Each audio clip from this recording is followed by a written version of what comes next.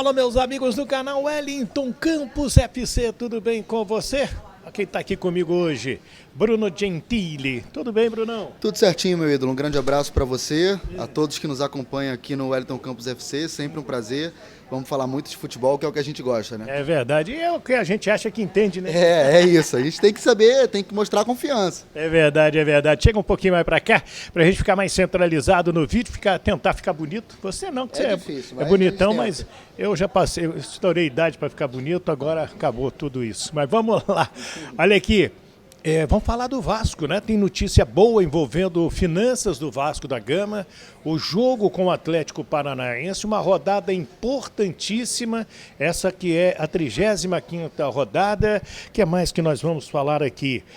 Vamos falar com quem joga quem até o final do campeonato, principalmente na parte baixa da tabela. Mas antes, aqueles pedidos de sempre para você se inscrever nas nossas redes sociais, os endereços estão passando aqui embaixo. Se você ainda não se inscreveu no nosso canal, a hora é agora, o Wellington Campos FC, se tiver vermelhinho, clica ali, vai lá agora, clica, se inscreve e dá o joinha que é importantíssimo para nós e para o YouTube entender que o vídeo é legal, não é isso? É isso, o joinha mostra para a plataforma que o vídeo é maneiro e vai, engajar, é a palavra da moda, né? Vai engajar o vídeo, vai espalhar para todo mundo, então não deixa de curtir. É isso aí. Então, roda a vinheta.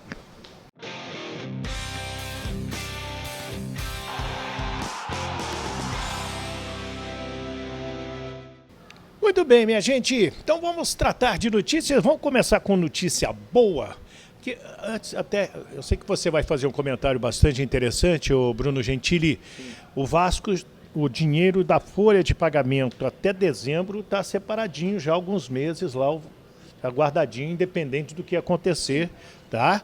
E o Vasco anunciou hoje que a Vasco SAF conseguiu, junto à Câmara Nacional de Resolução de Disputas, a CNRD da CBF, parcelamento de mais de 60 milhões de dívidas com treinadores, atletas, agentes e clubes brasileiros. Serão pagamentos mensais e já no primeiro pagamento vai quitar 23 dos 70 processos que estão na CNRD desde 2018.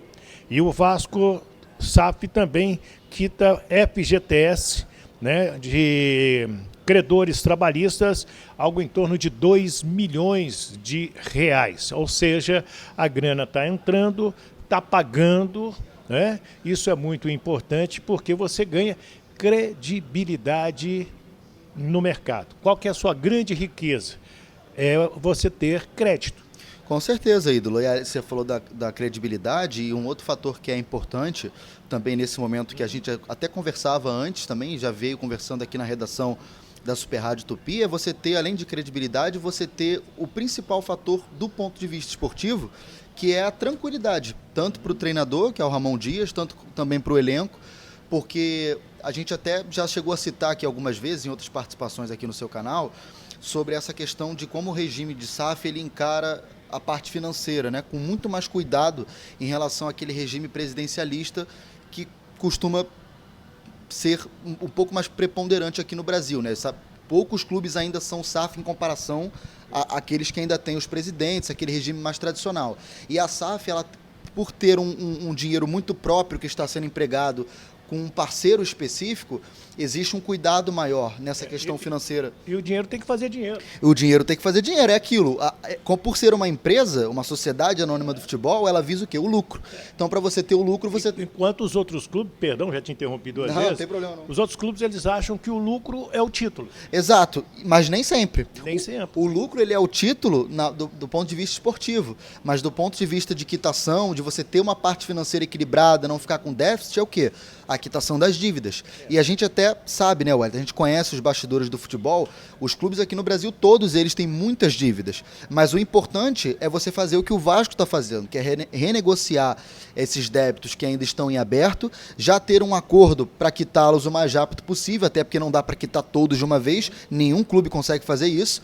E assim, você consegue dar um pouco mais de tranquilidade nessa retomada esportiva que o Vasco está tendo para não cair mais uma vez para a Série B, que a gente sabe que o lugar do Vasco é na Série A. Então, por enquanto, está tudo certo. A gente não pode nunca subestimar o Campeonato Brasileiro, porque o Vasco hoje está fora do Z4, mas tudo pode acontecer. O Campeonato Brasileiro é muito competitivo, é muito difícil. Então, ter essa tranquilidade a mais nesse lado financeiro, fora das quatro linhas, é muito importante, sim.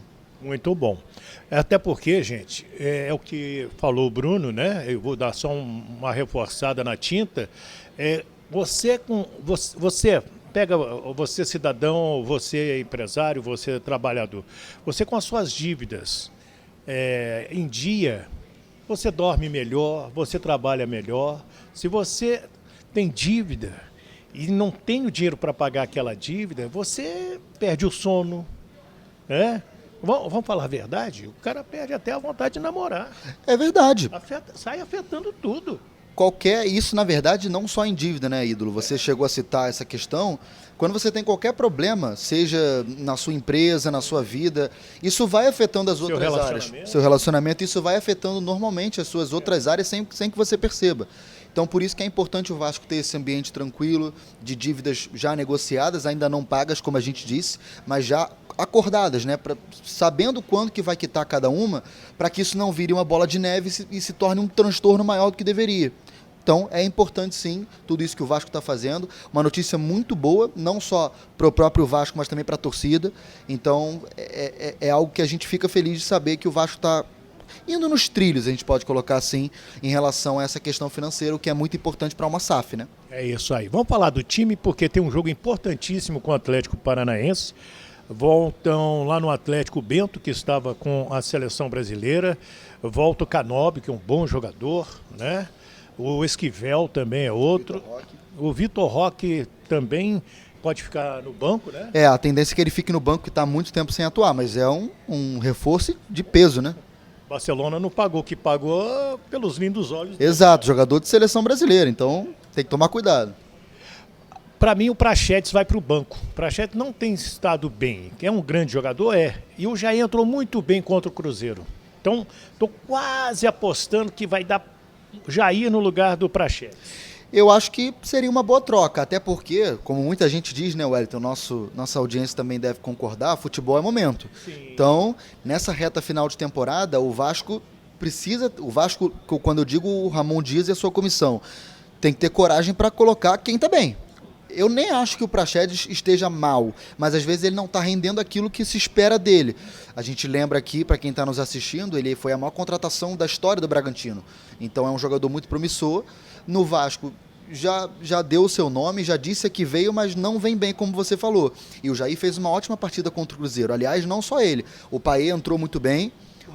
O Marlon Gomes voltou muito bem. Então, assim, o Ramon vai ganhando aquelas opções que ele tinha anteriormente, que por lesão acabaram ficando de fora nos últimos jogos, mas que são muito importantes para essa reta final. Eu acho que o Jair também pode ganhar uma chance, e eu estou apostando que, por ser um jogo fora de casa, eu acho que o Ramon não vai com o Payet. Um jogo de muita intensidade, gramado sintético. Eu ia te perguntar isso agora. Eu acho que ele deve ir com um garoto, Marlon Gomes, que também é uma ótima opção.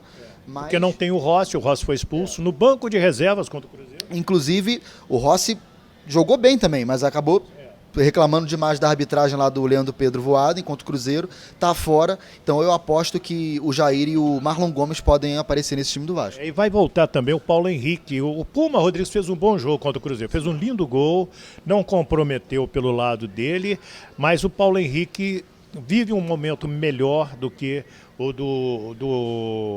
do Puma Rodrigues e volta a ser titular.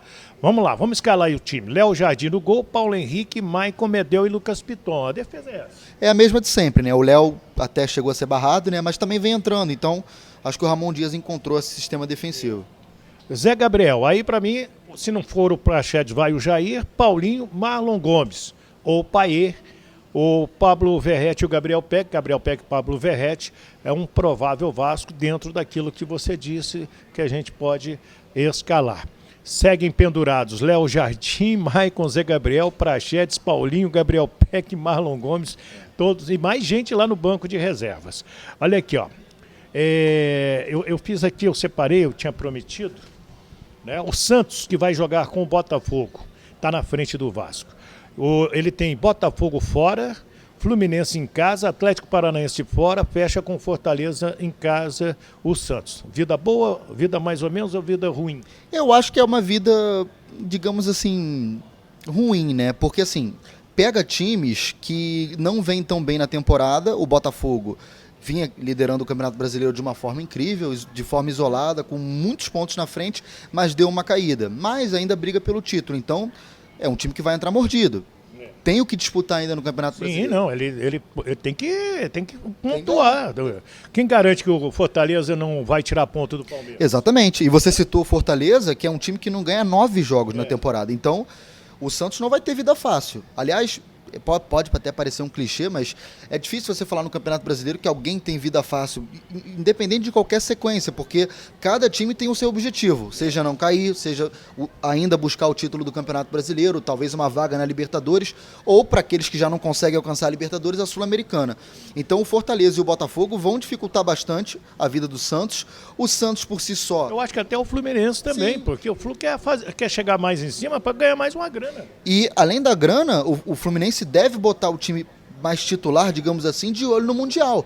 Porque esses 4 jogos que restam para o Fluminense vão servir de preparação para isso. Para o Mundial de Clubes, que é o grande objetivo a partir de agora, depois do título da Libertadores. Então não é vida fácil de jeito nenhum, acho que o Santos ainda vai penar bastante. O Vasco tem o Atlético Paranaense, tem o Corinthians em casa, tem o Grêmio fora e tem o Bragantino em casa. Esse já é uma sequência um pouco mais pesada. E por que eu acho? Não que o Vasco não tenha condição. O Vasco, hoje em dia, compete contra qualquer time do futebol brasileiro. E em cima do que você está falando, e segunda-feira a gente pode gravar de novo, e a situação do Grêmio já não está tão definida para ganhar campeonato, como também é do Bragantino. Exatamente. A gente está fazendo isso na sexta-feira, antes de abrir a rodada número 35. Exatamente. Mais 4 jogos. O Bragantino tinha a oportunidade de dar uma desgarrada ontem contra o Flamengo. Acabou que o Flamengo ganhou, então foi o Flamengo que deu uma aproximada em relação a Palmeiras e Botafogo. Embolou ali em cima. Deu uma embolada, os 3 primeiros com uma diferença de 2 pontos apenas, 62, 61 e 60, no caso do Flamengo.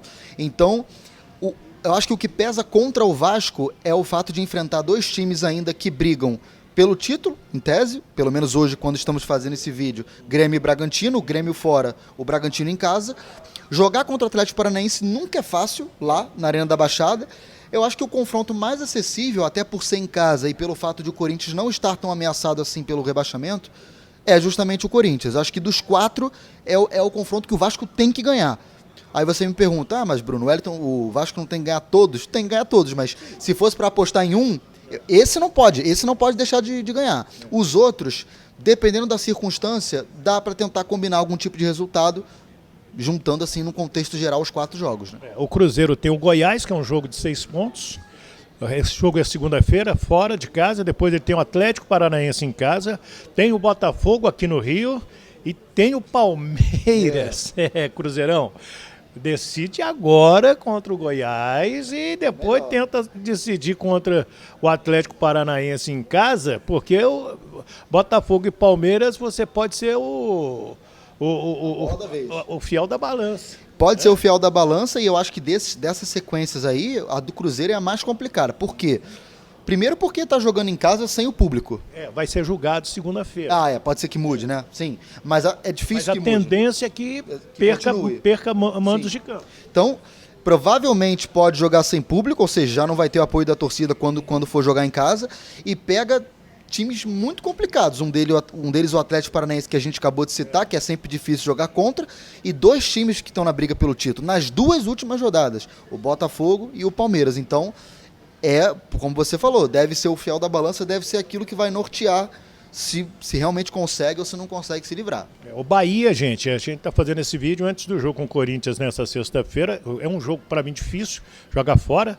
São Paulo em casa, América fora, em Belo Horizonte, e fecha contra o Galo.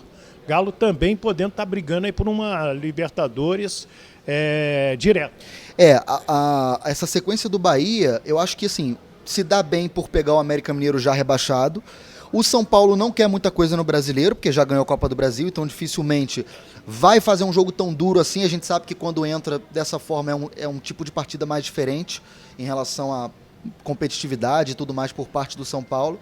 E pode se complicar contra o Galo. Por que eu digo isso? Porque o Galo pode chegar na última rodada lutando por alguma coisa. Seja o título, o que é mais improvável, seja uma vaga na Libertadores. De grupo. De grupo, exatamente. Até para não ter que ir para aquela pré-Libertadores, como a gente chama. Então, Eu acho que vai depender muito de como os adversários vão chegar contra o Bahia, mas o Bahia também está bastante ameaçado. O Goiás tem esse jogo com o Cruzeiro. Acho que se o Cruzeiro ganhar do Goiás, acho que já define a vida do Goiás em termos de B. Sim. O Grêmio fora. O Fortaleza fora. E fecha com o América em casa. Esse jogo contra o América talvez nem precise do resultado, que talvez já chegue lá rebaixado. E tem 2 confrontos contra times mais cascudos, né, como você falou. Então, eu acho que o Goiás não consegue, dando a minha opinião assim em particular, acho que o Goiás não vai ter força para escapar, porque são jogos mais complicados, assim como o Coritiba, que pode ser rebaixado inclusive nessa rodada, né? Então, acho que os próximos 2 já vão acabar sendo rebaixados nessa 35ª, hein? É isso aí. E aí, o que você achou? Dá sua opinião aí também. Quem serão os 4 rebaixados para você? É essa a sua chance de opinar aqui no nosso canal. Eu gosto de fazer vídeo com esse moço aqui que adora a opinião dele, sabia? Ele é bem sensato, bem tranquilo e é legal fazer vídeo com você, meu ídolo Bruno Gentili. Tamo junto, meu ídolo. Sempre um prazer. Sempre que precisar, estamos aí. Um abraço para quem está nos assistindo. Espero que vocês tenham gostado. Você não devia ter falado isso. Sempre que precisar, pode me chamar, porque eu vou chamar sempre. Porque é legal, a galera gosta. Dá like aí, né? Se inscreve no nosso canal, Wellington Campos FC. Não paga rigorosamente nada. Dá o joinha e espalhe esse vídeo aí para todo mundo, para dar aquela força para a gente também. Bruno Gentili, boa sorte ao seu time. Boa sorte ao seu também, a todos os times de quem está nos assistindo e sempre um prazer. Muito obrigado, meu ídolo. Valeu. Um abraço para todos. Fiquem com Deus. Do Rio de Janeiro, Bruno Gentili e o Wellington Campos.